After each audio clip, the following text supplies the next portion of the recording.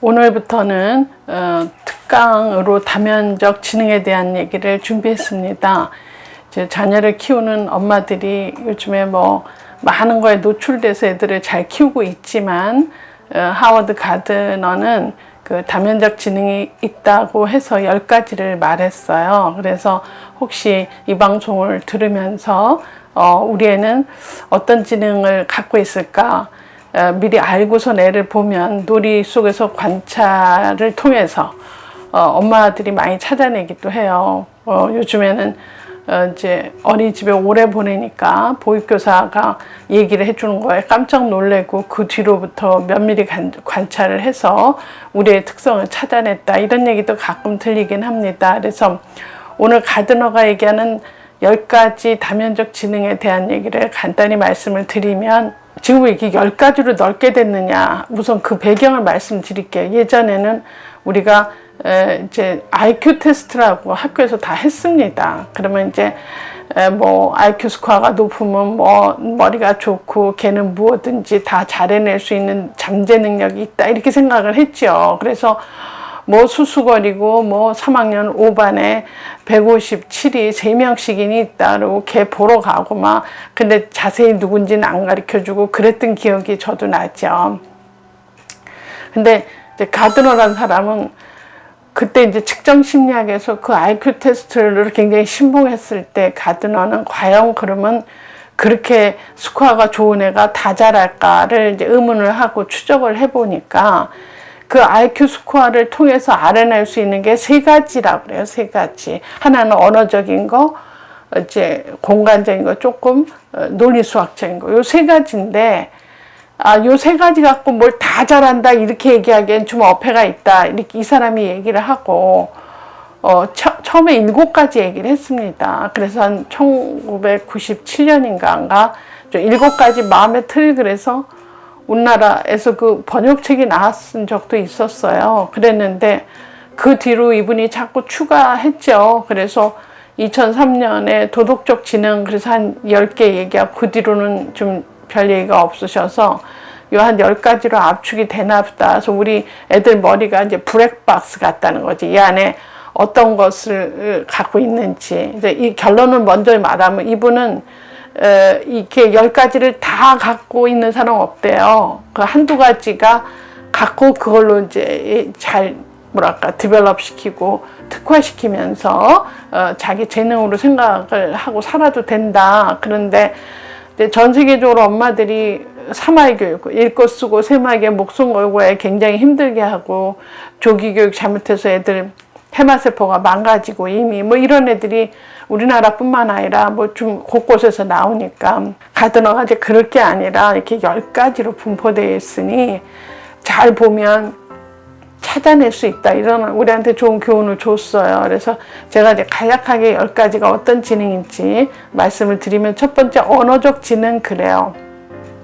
언어적 지능은 누가 높아요? 여자들이 조금 높다 그래요. 여자들이 이게 말 제잘거리고 계속 연이어서 얘기 잘하고 그러잖아요. 그래서 남녀 간에도 막 말싸움하려고 하면 남자애들은 화나서 던지고 이러죠. 왜? 말을 빨리빨리, 그 톡백이라고 그러잖아. 말대꾸 하는 거가 여자들은 한 7번까지 한다네, IQ하고 상관없이. 그런데 남자들은 3번 이상 하면 할 수가 없다면서요. 머리가 아무리 좋아도 순발력 이런 게 힘든 거죠.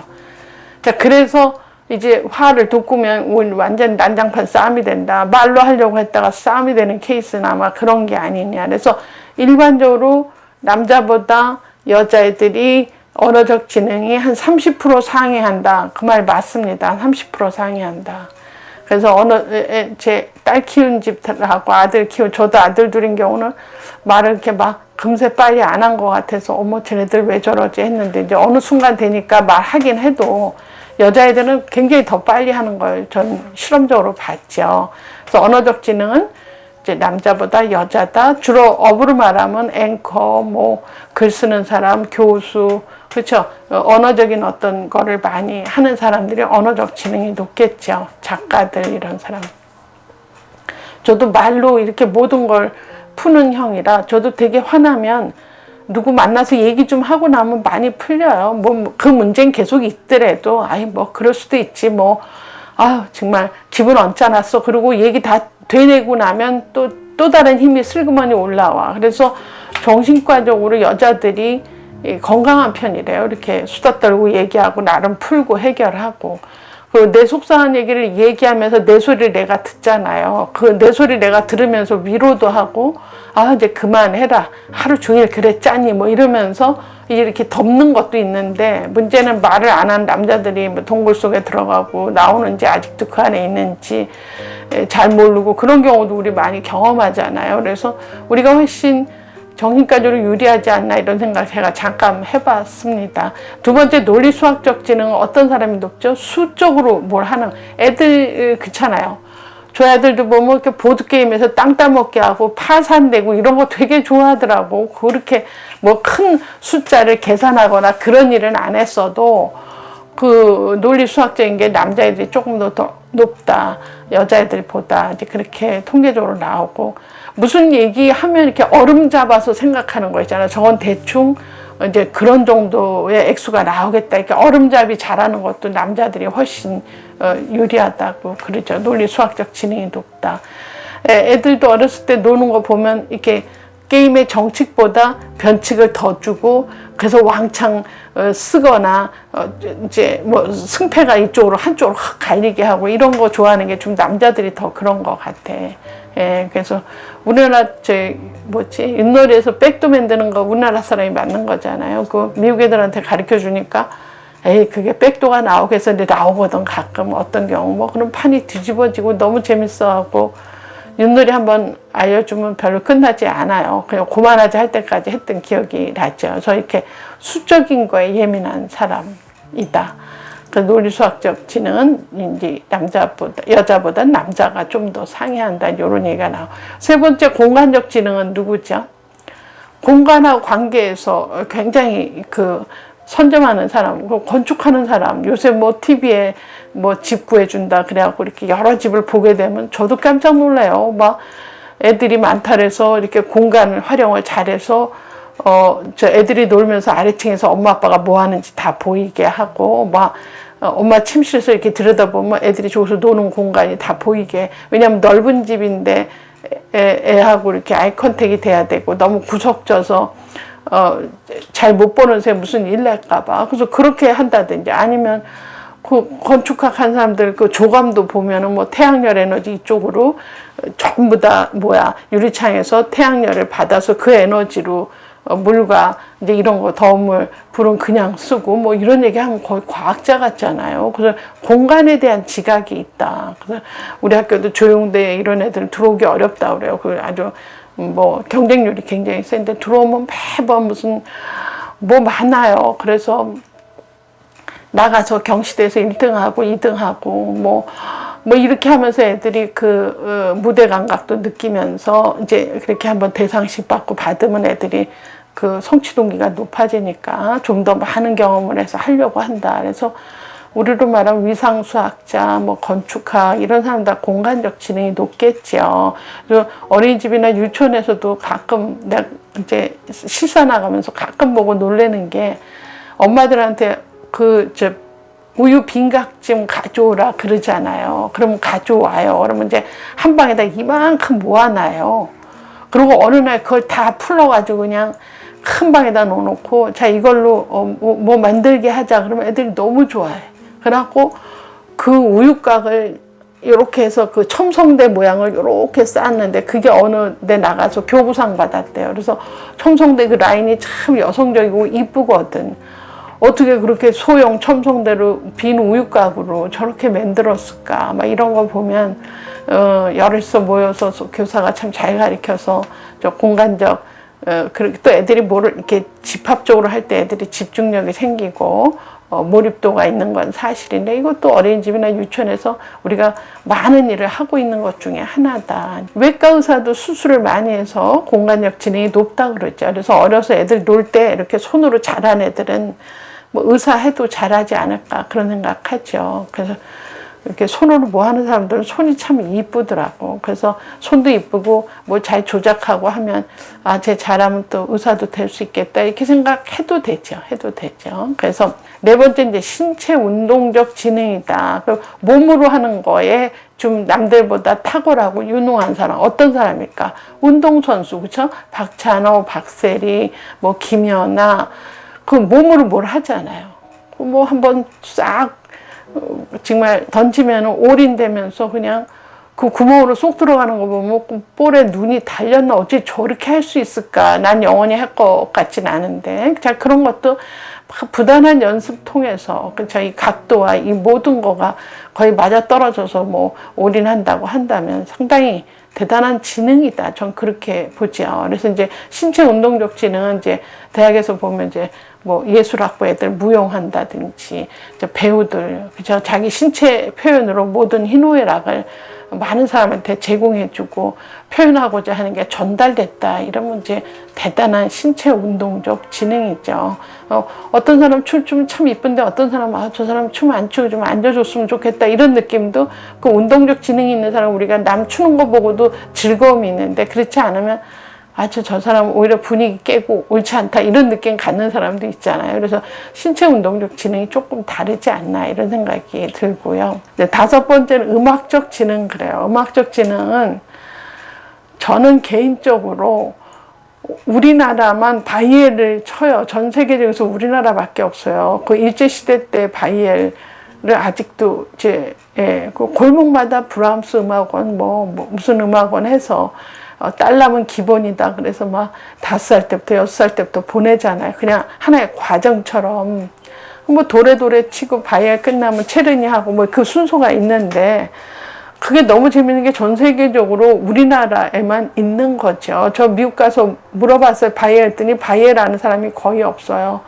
몰라요. 걔네들 하는 방법은 또 다르다 하는 거지. 그래서 저는 음악 교육은 저렇게 그냥 딸라서 동네 그 뒷골목에 있는 무슨 브람스 음악원 이런 데 다니는 거가 과연 방법이냐. 그래서 원래 음을 다루는 애들은 절대 청음력이 있는 애들이 음악을 해야 된다고 전 들었어요. 그래서 미국에 이제 애들 음악 교육 시키는데 이렇게 보면 바이올린부터 시작하지 피아노 하는 건 우리나라밖에 없는 것 같아요. 제가 보기엔. 그래서 바이올린 시작한다고 하면 걔는 또 바이올린은 덜렁덜렁 사지 않습니다. 그 렌탈해요. 그래서 렌탈로 이렇게 메토 해갖고 렌탈을 하다가 얘가 끝끝내 자기 게 필요하다 그러면 거의 한 몇 년 뒤에 자기 바이올린을 사거나 이러지.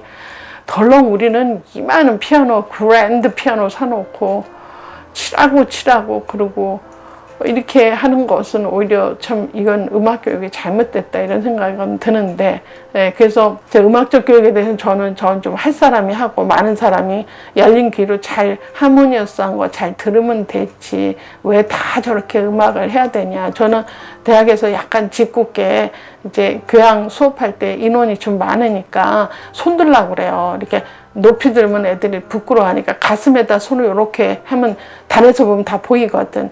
이렇게 들라 그러면서 뭘 하냐면 저는 어려서 2년인지 1년인지 반년인지 기억은 안 나지만 어떻든 피아노 학원 가서 피아노를 친 적이 있다. 손 들어보세요. 다 들어요. 거의 다 들어요. 한 10명 빼고 100명에 한 10명 정도 빼고는 다 들어요. 거의 다. 그래서 내가 참 놀라운 발견이다.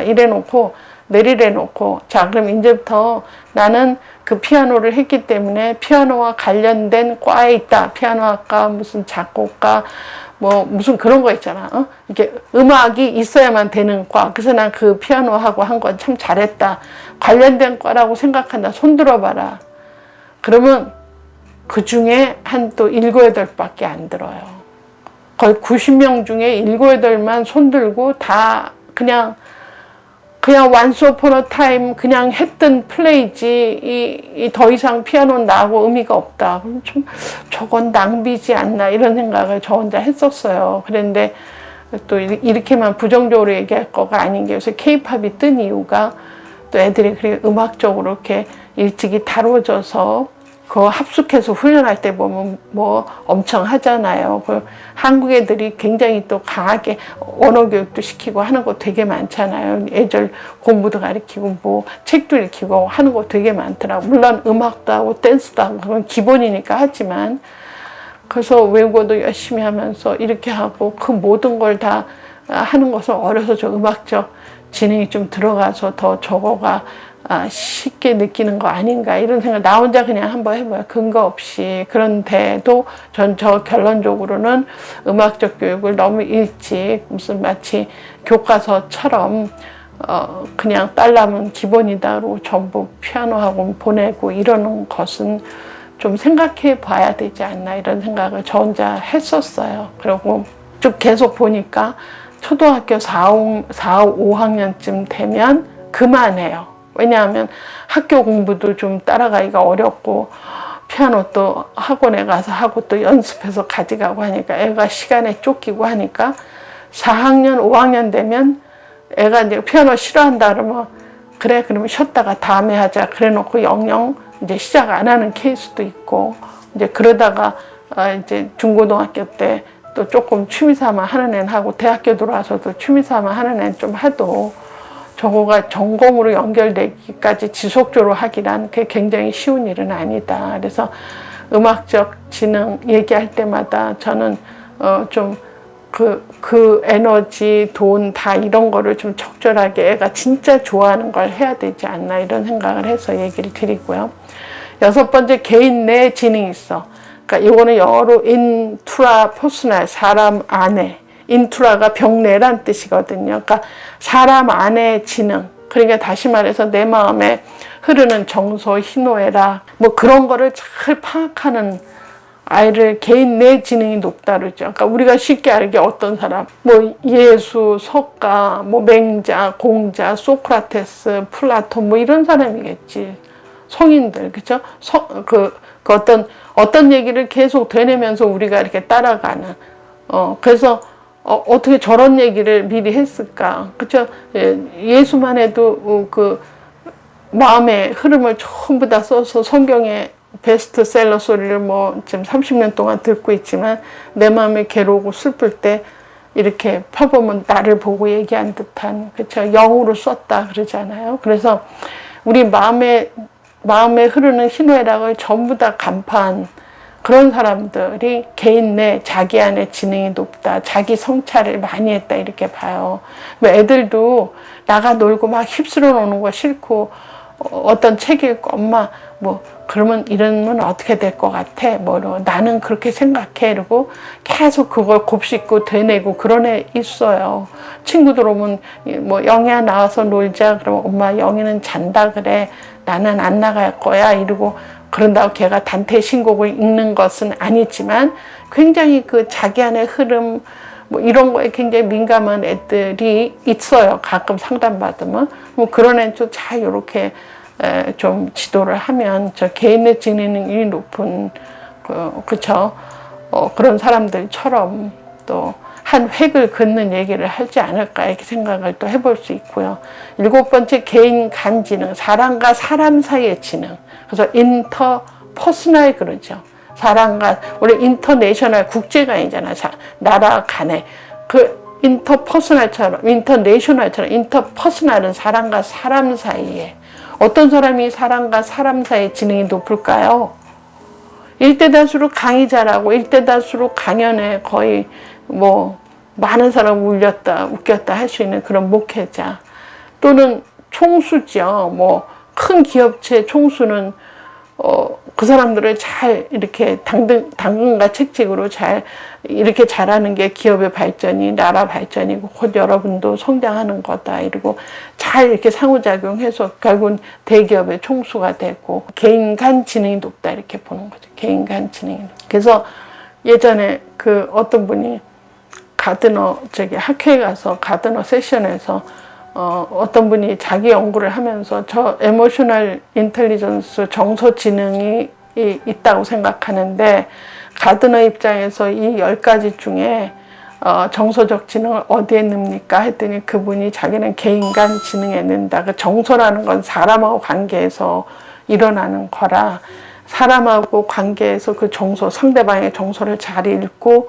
내가 무슨 얘기를 하고 그거를 잘 어떤 목적에 의해서 끌고 가고 이렇게 하고 하는 것은 개인 간 지능에 있다. 그 얘기 들으면 그쵸, 그 기업체 총수나 대표는 그쵸, 그 사람들을 충분히 에너지를 모아서 기업을 활성화시키며 어떤 생산물을 만들어서 기업이 부자가 되고 나라가 부강해지는 게 곧 너한테도 인센티브가 있다. 그래서 이걸 잘하는 것은 다 누구한테나 윈윈이다. 그래서 막 잘 되면 그 기업에 다닌다고만 해도 사람들이 쳐다보잖아요. 굉장히 자랑스러운 회사에 다닌다 이런 걸로. 그래서 그런 어떤 정서지능에 부합한 그들하고 잘 상호작용을 해서 결국은 대기업이 되지 않았나 전 그렇게 생각이 된다면 이 사람이 얘기하는 정서지능은 개인 간 지능에 든다. 그래서 애들도요 이렇게 예 저희 가자 그러면 따라가는 애 있어요. 어쩐지 쟤를 따라가면 재밌을 것 같아.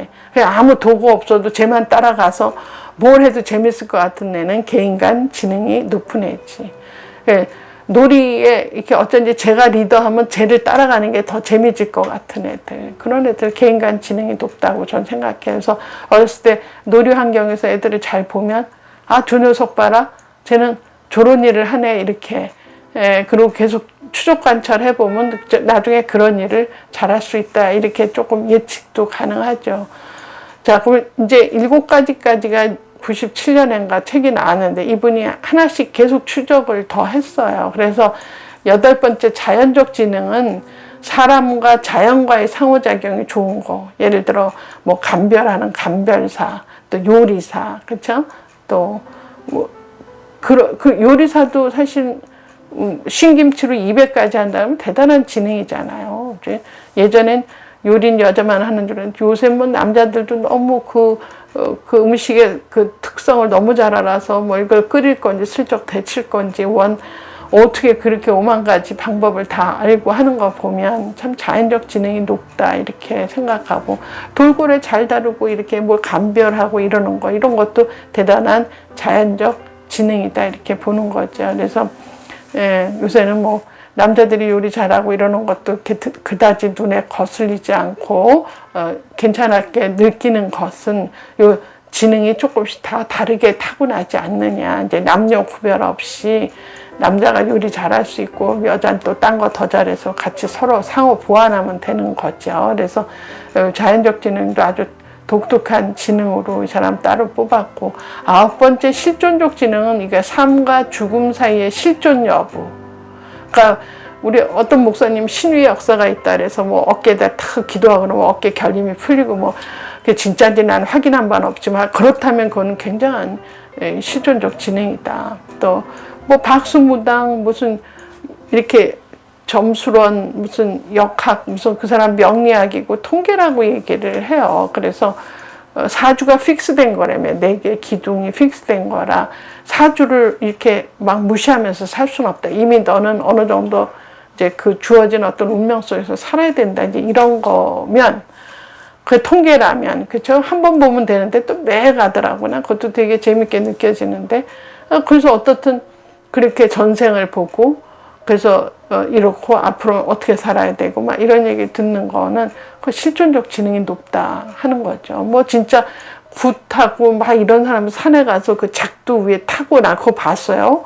어유, 저 맨발로 해도 피도 안 나고 그러는 거 보면 저거는 정말 본인이 움직이는 게 아니라 이렇게 뭐 이거 또 다른 뭐가 있나 그런 생각이 들어서 깜짝 놀란 적도 있는데, 하여튼 그런 사람은 실존적 지능이 높다. 그러니까 전생을 본다든지 사후세계를 본다든지 뭐 이런 거. 저도 가끔 영이 맑은지 어쩌면 이러지 그러고 아니 걔는 졸업하고 왜 연락도 없어 요즘에 어떻게 잘 지내나 그러고 잠깐 스쳐갔는데 딱 10분 뒤에 띠릭하고 보면 카톡에 와 있는 거 있죠. 교수님 어떻게 지내세요? 뭐 저는 뭐 이따가 이사 갔는데 너무 혹시 궁금해 하실 것 같아서 카톡을 남겨요. 그러면 갑자기 어머 내가 이거 나는 이런 거 해도 되나? 근데 그건 좀 아니겠지만, 그래서 그럴 때 갑자기 영이 통하는 것 같은 그런 느낌을 살짝 받기도 합니다만, 이런 실존적 지능도 있다고 얘기를 했어요. 마지막으로 10번째 도덕적 지능은 뭐예요? 아무리 지금 UV 커터 쓰고 세계화 국제화되고 모든 게 다 보여주고 분명해져도 절대 선악을 가를 수 있는 그런 사람이 있다. 뭐 종교적 지도자 뭐 이런 사람 얘기하겠죠. 사실 요새 뭐 어떻다 그러면 다 추적하면 다 나와요. 뭐 모자 쓰고 몇 시에 뭐 지하 주차장 가서 뭘 타고 나가고 다 있잖아. CCTV고 뭐고 다. 하여튼 보려면 볼 수 있어. 기분이 살짝 나쁘지만 사실은 그게 현실이에요.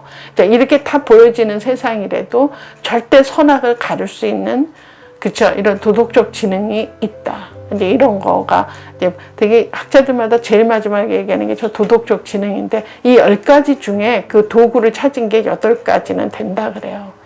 그래서 아마 무슨 2가지는 아직도 그 도구를 찾기가 어려워서 저렇게 분류만 하겠지만, 가드너 말은 자, 이렇게 10가지 지능이 우리가 있는데 우리가 다 잘할 수 있다? 그렇지 않다는 거죠. 한두 가지 자기가 잘하는 걸 찾아서 특화시켜라. 그래서 이분이 이제 하버드에 계실 때 프로젝트 지로라는 개발 집단을 갖고 애들 놀 때 조기에 잘 관찰만 해도 애가 뭘 좋아하는지, 또 그 좋아하는 게 저게 언어적 지능하고 관계가 있는지, 뭐하고 관계가 있는지가 이제 알 수 있다. 그래서 애들이 어려서부터 뭘 좋아하는 거를 좀 잘 조기에 진단해서 특화시키면 애가 자기가 잘하는 것을 제 업으로 삼고 행복하게 살지 않을까. 지금 행복하지 않은 애들, 소아정신과 가는 애들은 왜 그렇죠? 자기하고 상관없이 너무 외부의 압력으로 엄마가 그래서 이거 해라 저거 해라 하는데 그게 나하고 좀 안 맞으면 굉장히 힘이 들죠. 그래서 지금 소아정신과는 못 먹어서 신체가 비틀린 게 아니라 정신적으로 뭐가 굉장한 과부하로 걔하고 상관없는 일을 지속적으로 오래 해서 그죠, 마음이 정신이 이제 병든 거죠. 그래서 지금 훌륭한 엄마가 되고 싶다. 그리고 애를 낳아서 내 방송을 듣는다 하는 사람은 애를 내 거로 생각하지 말고 진짜 쟤는 어떤 재능을 갖고 있고 어떤 일을 할 때 몰입을 잘하고 몰입 잘하면 그 분야에 능력이 있구나. 그래서 그걸 키워줘야 되겠다.